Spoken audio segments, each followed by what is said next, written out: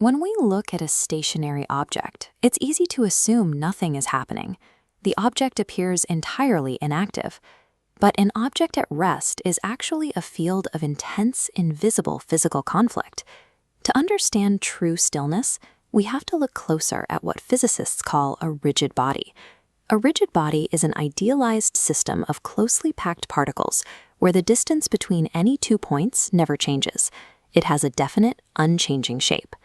Because this body occupies real, three-dimensional space, bringing it to a state of complete balance requires solving 2 separate problems at once. You have to stop it from sliding from one point to another, and you have to stop it from twisting around its own axis. True mechanical equilibrium is only achieved when all external pushes and pulls, as well as all external twisting forces, are completely neutralized simultaneously. This diagram shows a state called pure translation. Notice how the internal points P1 and P2 travel with the exact same velocity. In pure translational motion, every single particle of the rigid body moves in the same direction at the exact same speed at any given instant. The antidote to this uniform sliding is translational equilibrium. To stop the object's linear momentum from changing, the vector sum of all external forces acting on it must equal 0. Here's the mathematical condition for that state. The sum of all forces, represented by F, equals 0. When this holds true, the body will not accelerate through space. If you apply a 10-Newton force to the left side of a block and an identical 10-Newton force to the right side directly opposite to it, the pushes cancel out. The linear momentum is locked at 0. But watch what happens if we take those exact same equal and opposite forces and shift them away from the center, placing them on the extreme edges of the object.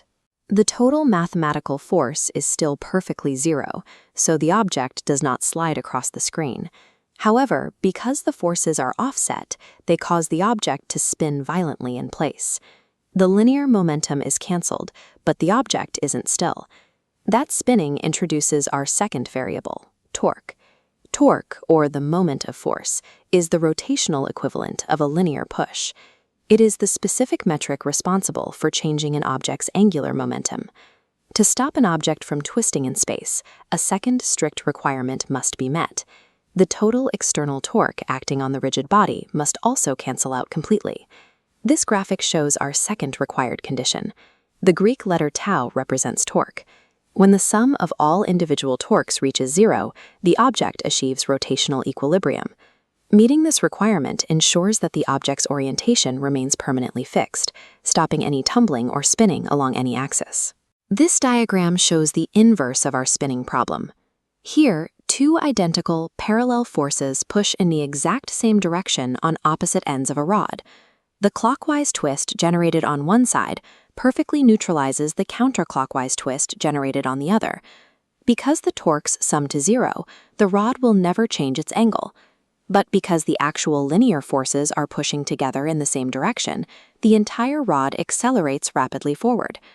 Locking an object's rotation does not provide stillness if the entire system is being shoved across the room. Both of the moving rods we just examined exist in a state known as partial equilibrium. It is a highly common physical condition where an object perfectly satisfies one rule of stillness while entirely violating the other. The rod with parallel pushes passes the rotational test because opposing twists cancel, but forces stack, failing the linear test. Flip one arrow. Linear forces cancel, halting the slide. Torques now compound, failing the rotational test, causing it to spin. To completely immobilize an object in our three-dimensional world, physicists actually have to satisfy 6 independent scalar equations at once. 3 equations to balance forces along the x, y, and z axes, and 3 identical equations to balance the corresponding torques. A rigid body only achieves true mechanical rest when both the linear and rotational vector equations are satisfied at the exact same moment.